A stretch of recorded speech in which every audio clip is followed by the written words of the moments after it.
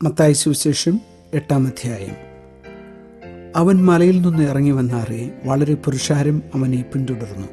അപ്പോൾ ഒരു കുഷ്ഠരോഗി വന്ന് അവനെ നമസ്കരിച്ച്, കർത്താവേ, നിനക്ക് മനസ്സുണ്ടെങ്കിൽ എന്നെ ശുദ്ധമാക്കുവാൻ കഴിയും എന്ന് പറഞ്ഞു. അവൻ കൈനീട്ടി അവനെ തൊട്ടു. എനിക്ക് മനസ്സുണ്ട്, നീ ശുദ്ധമാക എന്ന് പറഞ്ഞു. ഉടനെ കുഷ്ഠം മാറി അവൻ ശുദ്ധമായി. യേശു അവനോട്, നോക്കൂ, ആരോടും പറയരുത്. അവർക്ക് സാക്ഷ്യത്തിനായി നീ ചെന്ന് നിന്നെ തന്നെ പുരോഹിതന് കാണിച്ച് മോശ കൽപ്പിച്ച വഴിപാട് കഴിക്ക എന്ന് പറഞ്ഞു. അവൻ കവർന്നഭൂമിൽ എത്തിയപ്പോൾ ഒരു ശതാധിപൻ വന്ന് അവനോട്, കർത്താവേ, എൻ്റെ ബാല്യക്കാരൻ പക്ഷവാതം പിടിച്ച് കഠിനമായി വേദനപ്പെട്ട് വീട്ടിൽ കിടക്കുന്നു എന്ന് അപേക്ഷിച്ചു പറഞ്ഞു. അവൻ അവനോട്, ഞാൻ വന്ന് അവനെ സൗഖ്യമാക്കും എന്ന് പറഞ്ഞു. അതിന് ശതാധിപൻ, കർത്താവേ, നീ എൻ്റെ പുരയ്ക്കകത്ത് വരുവാൻ ഞാൻ യോഗ്യനല്ല. ഒരു വാക്ക് മാത്രം കൽപ്പിച്ചാൽ എൻ്റെ ബാല്യക്കാരന് സൗഖ്യം വരും. ഞാൻ അധികാരത്തിന് കീഴിലുള്ള മനുഷ്യനാകുന്നു. എൻ്റെ കീഴിൽ പടയാളികളുണ്ട്. ഞാൻ ഒരുവനോട് പോക എന്ന് പറഞ്ഞാൽ പോകുന്നു, മറ്റൊരുത്തനോട് വരിക എന്ന് പറഞ്ഞാൽ വരുന്നു, എൻ്റെ ദാസനോട് ഇത് ചെയ്യുക എന്ന് പറഞ്ഞാൽ അവൻ ചെയ്യുന്നു എന്നുത്തരം പറഞ്ഞു. ഇത് കേട്ടിട്ട് യേശു അതിശയിച്ച് പിൻചെല്ലുന്നവരോട് പറഞ്ഞത്, ഇസ്രായേലിൽ കൂടെ ഇത്ര വലിയ വിശ്വാസം കണ്ടിട്ടില്ല എന്ന് ഞാൻ സത്യമായിട്ട് നിങ്ങളോട് പറയുന്നു. കിഴക്കു നിന്നും പടിഞ്ഞാറ് നിന്നും അനേകർ വന്ന് അബ്രാഹാമിനോടും ഇസഹാക്കിനോടും യാക്കോബിനോടും കൂടെ സ്വർഗരാജ്യത്തിൽ പന്തിക്കിരിക്കും. രാജ്യത്തിൻ്റെ പുത്രന്മാരെയോ ഏറ്റവും പുറത്തുള്ള ഇരുളിലേക്ക് തള്ളിക്കളയും. അവിടെ കരച്ചിലും പല്ലുകടിയും ഉണ്ടാകുമെന്ന് ഞാൻ നിങ്ങളോട് പറയുന്നു. പിന്നെ യേശു ശതാധിപനോട്, പോക, നീ വിശ്വസിച്ചതുപോലെ നിനക്ക് ഭവിക്കട്ടെ എന്ന് പറഞ്ഞു. ആ നാഴികയിൽ തന്നെ അവൻ്റെ ബാല്യക്കാരന് സൗഖ്യം വന്നു. യേശു പത്രോസിൻ്റെ വീട്ടിൽ വന്നാറെ അവൻ്റെ അമ്മാവിയമ്മ പനി പിടിച്ച് കിടക്കുന്നത് കണ്ടു. അവൻ അവളുടെ കൈ തൊട്ടു. പനി അവളെ വിട്ടു. അവൾ എഴുന്നേറ്റ് അവർക്ക് ശുശ്രൂഷ ചെയ്തു. വൈകുന്നേരമായപ്പോൾ പല ഭൂതക്രിസ്തുരെയും അവൻ്റെ അടുക്കൽ കൊണ്ടുവന്നു.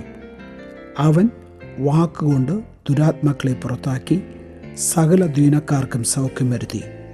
അവൻ നമ്മുടെ ബലഹീനതകളെ എടുത്തു വ്യാധികളെ ചുമന്നു എന്ന് യെശയ്യാ പ്രവാചകൻ പറഞ്ഞത് നിവൃത്തിയാകുവാൻ തന്നെ. എന്നാൽ യേശു തൻ്റെ ചുറ്റും വളരെ പുരുഷാരത്തെ കണ്ടാറെ അക്കരയ്ക്ക് പോകുവാൻ കൽപ്പിച്ചു. അന്ന് ഒരു ശാസ്ത്രി അവൻ്റെ അടുക്കൽ വന്ന്, ഗുരു, നീ എവിടെ പോയാലും ഞാൻ നിന്നെ അനുഗമിക്കാം എന്ന് പറഞ്ഞു. യേശു അവനോട്, കുറു നരികൾക്ക് കുഴികളും ആകാശത്തിലെ പറവുകൾക്ക് കൂടുകളുമുണ്ട്, മനുഷ്യപുത്രനോ തലചായ്പാൻ ഇടമില്ല എന്ന് പറഞ്ഞു. ശിഷ്യന്മാരിൽ വേറൊരുത്തൻ അവനോട്, കർത്താവേ, ഞാൻ മുംബൈ പോയി എൻ്റെ അപ്പനെ അടക്കം ചെയ്യുവാൻ അനുവാദം തരയണം എന്ന് പറഞ്ഞു. യേശു അവനോട്, നീ എൻ്റെ പിന്നാലെ വരിക, മരിച്ചവർ തങ്ങളുടെ മരിച്ചവരെ അടക്കം ചെയ്യട്ടെ എന്ന് പറഞ്ഞു. അവൻ ഒരു പടകിൽ കയറിയപ്പോൾ അവൻ്റെ ശിഷ്യന്മാർ കൂടെ ചെന്നു. പിന്നെ കടലിൽ വലിയ ഓളമുണ്ടായിട്ട് പടക് തിരകളാൽ മുങ്ങുമാറായി. അവനോ ഉറങ്ങുകയായിരുന്നു. അവർ അടുത്തു ചെന്ന്, കർത്താവേ, രക്ഷിക്കണമേ, ഞങ്ങൾ നശിച്ചു പോകുന്നു എന്ന് പറഞ്ഞ് അവനെ ഉണർത്തി.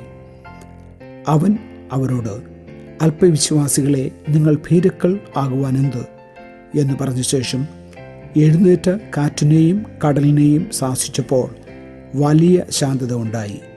എന്നാറെ ആ മനുഷ്യർ അതിശയിച്ചു, ഇവൻ എങ്ങനെയുള്ളവൻ, കാറ്റും കടലും കൂടെ ഇവനെ അനുസരിക്കുന്നുവല്ലോ എന്ന് പറഞ്ഞു. അവൻ അക്കരെ ഗദരേനരുടെ ദേശത്ത് എത്തിയാറെ 2 ഭൂതക്രിസ്തുർ ശവക്കല്ലറുകളിൽ നിന്ന് പുറപ്പെട്ട് അവന് എതിരെ വന്നു. അവർ അത്യുഗ്രന്മാർ ആയിരുന്നതുകൊണ്ട് ആർക്കും ആ വഴി നടന്നുകൂടാഞ്ഞു. അവർ നിലവിളിച്ച്, ദൈവപുത്ര, ഞങ്ങൾക്കും നിനക്കും തമ്മിലെന്ത്? സമയത്തിന് മുമ്പേ ഞങ്ങളെ ദണ്ഡിപ്പിപ്പാൻ ഇവിടെ വന്നുവോ എന്ന് പറഞ്ഞു. അവർക്കകലെ ഒരു വലിയ പന്നിക്കൂട്ടം മേഞ്ഞുകൊണ്ടിരുന്നു. ഭൂതങ്ങൾ അവനോട്, ഞങ്ങളെ പുറത്താക്കുന്നുവെങ്കിൽ പന്നിക്കൂട്ടത്തിലേക്ക് അയക്കണം എന്ന് അപേക്ഷിച്ചു. പൊയ്ക്കൊള്ളുവിൻ എന്ന് അവൻ അവരോട് പറഞ്ഞു. അവർ പുറപ്പെട്ടു പന്നികളിലേക്ക് ചെന്നു. ആ കൂട്ടമെല്ലാം കടും തൂക്കത്തോട് കടലിലേക്ക് പാഞ്ഞ് വെള്ളത്തിൽ മുങ്ങിച്ചത്തു. മേയ്ക്കുന്നവർ ഓടി പട്ടണത്തിൽ ചെന്ന് സകലവും ഭൂതഗ്രസ്തരുടെ വസ്തുതയും അറിയിച്ചു. ഉടനെ പട്ടണമെല്ലാം പുറപ്പെട്ട് യേശുവിന് എതിരെ ചെന്നു. അവനെ കണ്ടാറെ തങ്ങളുടെ അതിർ വിട്ടു പോകണമെന്ന് അപേക്ഷിച്ചു.